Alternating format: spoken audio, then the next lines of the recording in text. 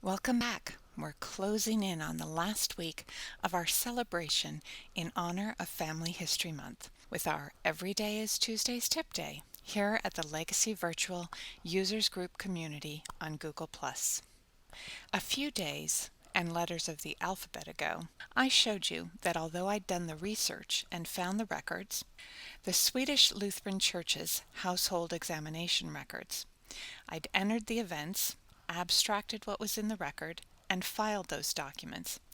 I'd not done that very important step of citing my source for those events.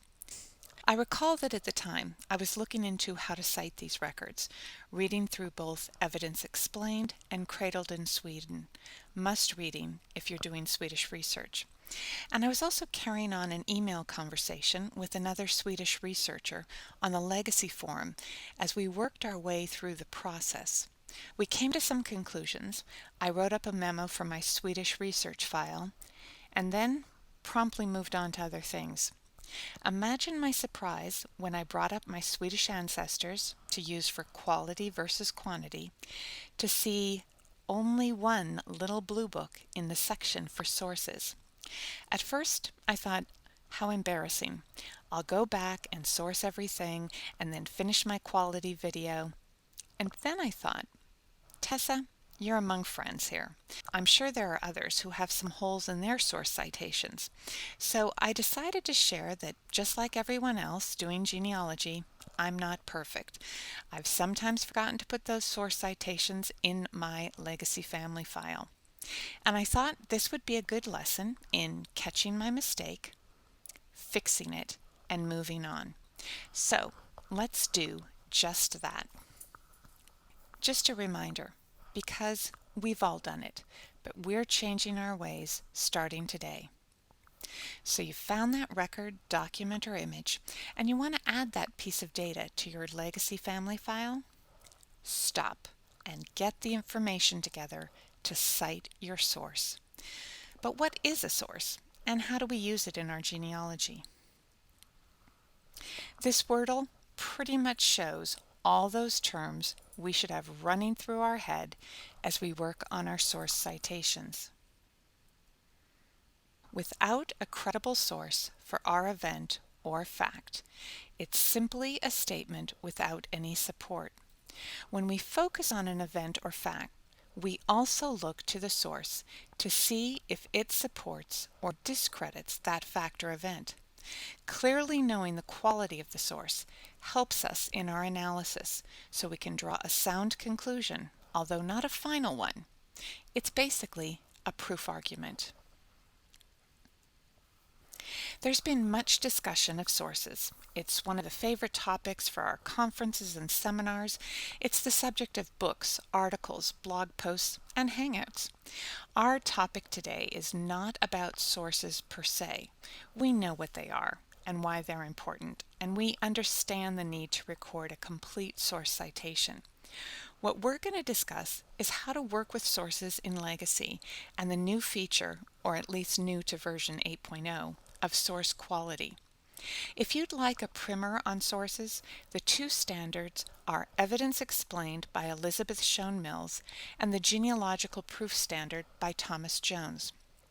But work done by both Mark Tucker and Michael Haight is excellent and available online. So why not check out Navigating Research with the Genealogical Proof Standard from July of 2009. It's a slideshow presentation by Mark Tucker on SlideShare. And although it was produced in 2009, it's as timely today as it was then.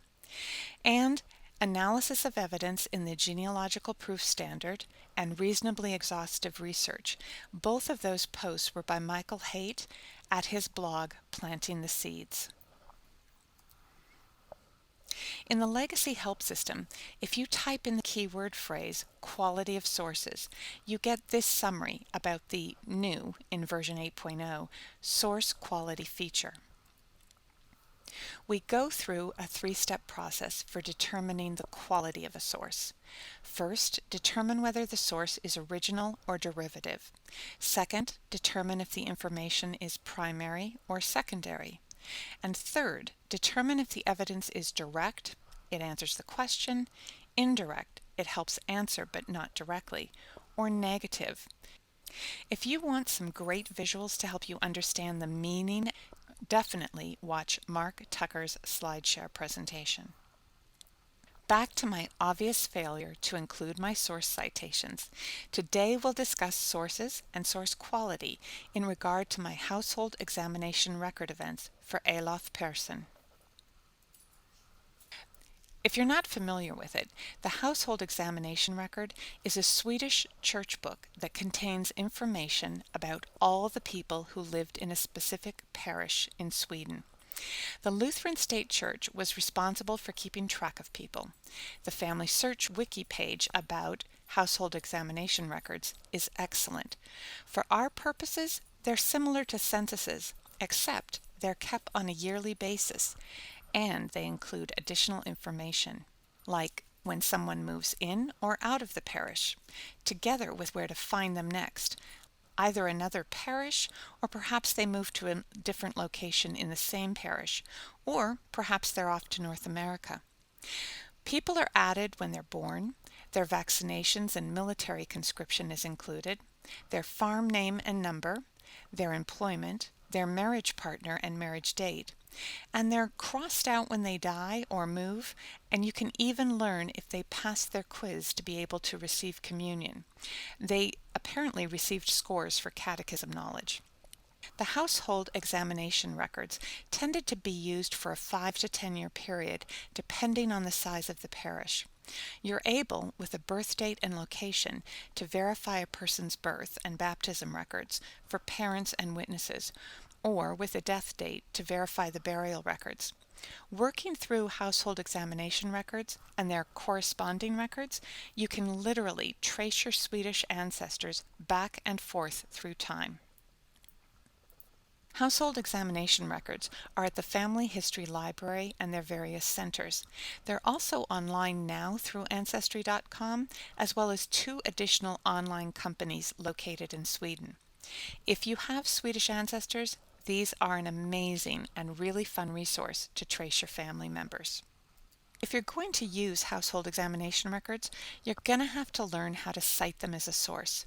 The Family Search Wiki not only provides a primer, it also directs you to additional resources to learn more. Now, no worries if you don't have Swedish ancestors.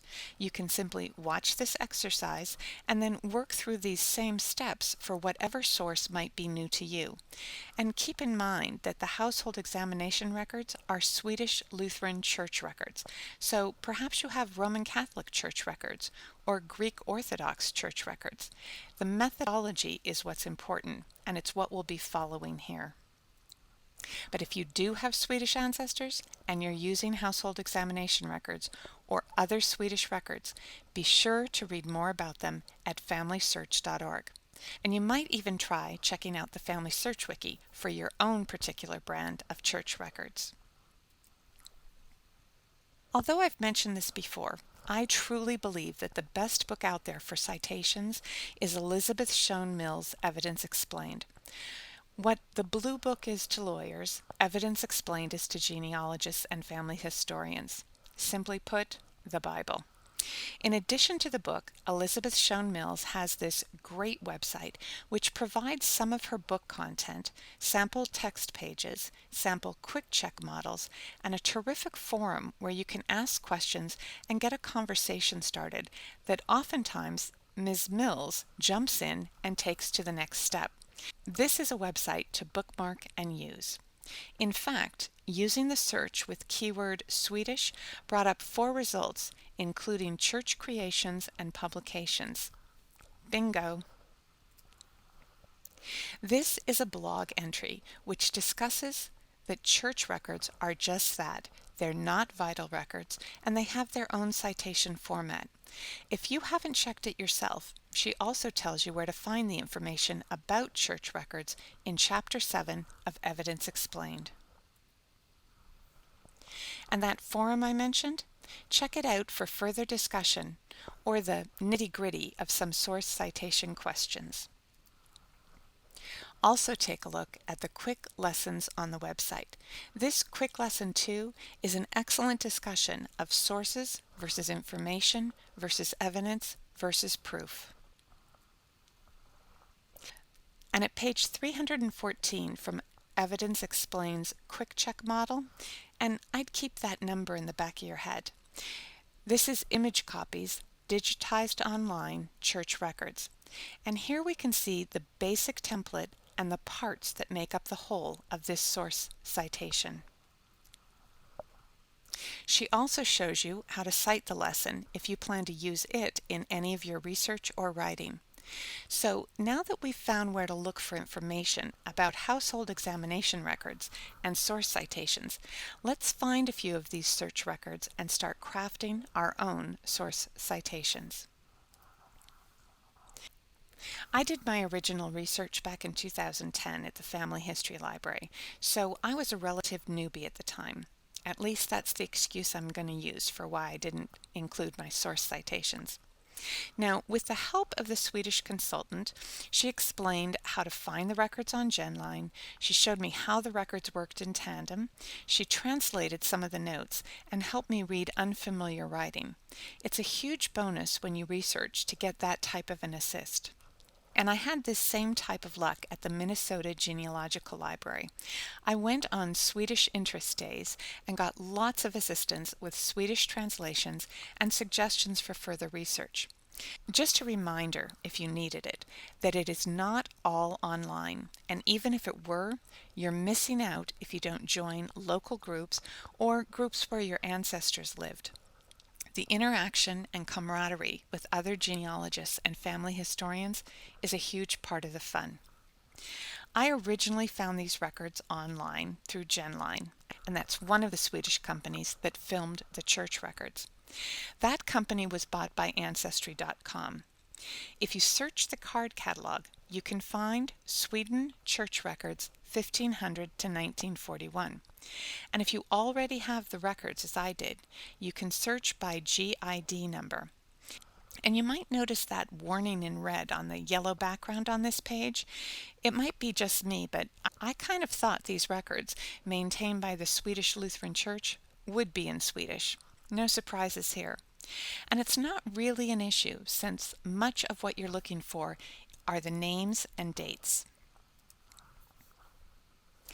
Now, if you enter the GID number, it brings up exact results. The GID number brings back the 5-year household examination record for Nora and I in Värmland, Sweden. Ancestry provides a suggested source citation, and be sure to take a look at it, although I often find I need to craft mine with some slight differences or in different order. I always save my finds to my shoebox on Ancestry.com when I'm in this research stage. And this is the image, the household examination record for Fastnäs in Norrnäs, Värmland, Sweden. Clearly the working book, as the minister performed his function of keeping track of every member of his parish between 1825 and 1829. The same page, 29, blown up to show my ancestor's family. Olof Persson, who was a farm worker, his date and place of birth, as well as his date of death. We also have his wife, Kirsten Andersdotter's information, as well as their children's information, including the fact that their daughter Anna has moved out and their son Lars has also moved. Their son Per lives on the farm with his wife and children. I entered the event and included the information found on the page, and I can add the source citation right from the Add or Edit Event dialog box. Now, going back to my individual's information, and you can see the source icon in the 1790 to 1795 household examination record event. By highlighting the particular event or fact that you want to work with, you can click in that source area, and you can see the master source and source detail. You can also edit either the source or the detail right from here. And by scrolling through your assigned sources for an individual, you can review the source citations. This one is for the 1825 to 1829 household examination record that we just saw a few slides back. In this instance, I already had the master source and simply needed to include the detail information. By clicking on the source citation box or opening the source tabs, you can start that process. You'll bring up assigned sources. Here you can see the event and either click on the Cite a Master Source button or add a new source. Let's play with the second option. Step 1. Add a new master source. We know that these household examination records are church records, and you select the level of jurisdiction and the medium. Note that if you use particular source types, you can always set bookmarks, and this simply just makes things easier to find in the future. Step 2 is to fill in the fields.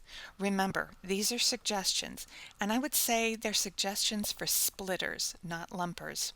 Use as many of these items as works for your crafted citation.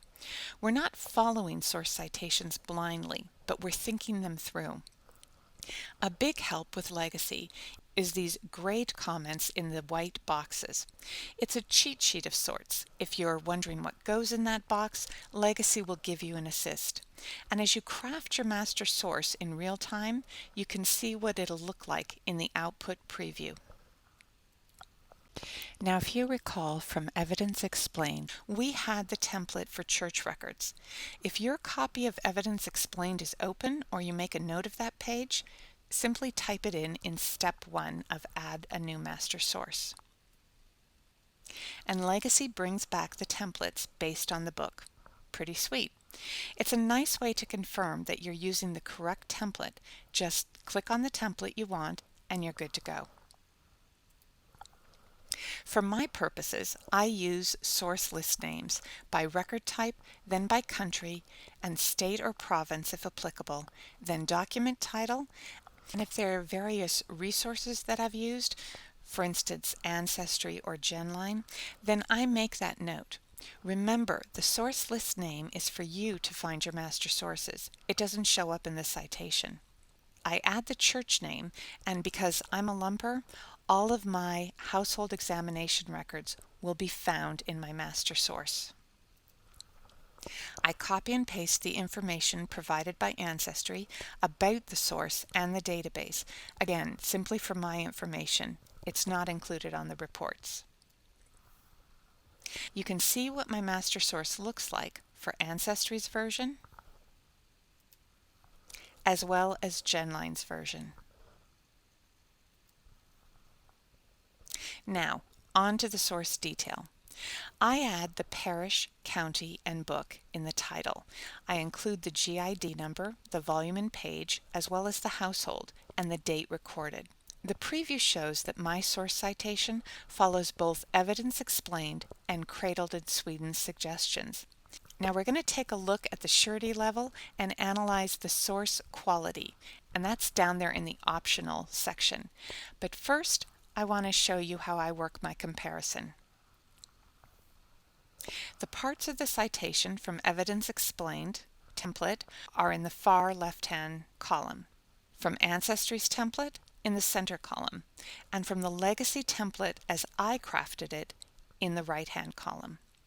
Ms. Mills is the first to say that citations are an art as well as a science, and we need to remember 4 things. First, cite any facts that are not commonly known. Second, cite what you've actually seen or used. Third, provide enough information in your citation that you, as well as someone else, can find the source. And fourth, be consistent. Now back to surety level. This is the surety level that Legacy started out with, or at least the first one I ever saw. It's a good general way to see what weight you give to a source. However, the question remains, how did you arrive at that choice? In version 8, Legacy introduced this source quality dialog box, which takes you through the source information evidence review. While it's a start, You have to know what the terms mean and know how your document, image, or fact fits in. And once you've made this determination, it doesn't show up anywhere. It's simply for your own information. It would be nice if we had the option to have these choices show up in our source citation reports. Right now, we can select to include the surety level in our reports. This is the household examination records citation for the 1790 to 1795 record, as well as the 1825 to 1829 record. And you can see the surety level on both of those citations. It would be great to see the source quality determination as well. And now I just have to craft the detail for each of these household examination records. That will be my November project. So, can I have a show of hands for all of you Legacy Virtual Users Group community members who are going to religiously cite your sources right at the start of getting your events and facts added? Okay, that looks pretty good. I think I see all 740 of us with our hands up. Now this is a bonus for those of you who watched all the way through. It's about filtering your search results in a Google search. If you type in source citations in your Google search box, you get 128 million results. I don't think any of us have time for that. But you can click on Search Tools over there beside your More tab. You can ask for your results to be filtered by a couple of things: time, place, and now reading level. Basic, intermediate, or advanced. And this works for all your searches. If you want to start out with a bit more basic reading for any number of search terms, you should give this a try. It's just another way to filter your search results. Thanks for joining us each day during the month of October as we celebrate Family History Month by using the letters of the alphabet to learn more about our legacy software and features. I'll see you back here tomorrow for the letter T.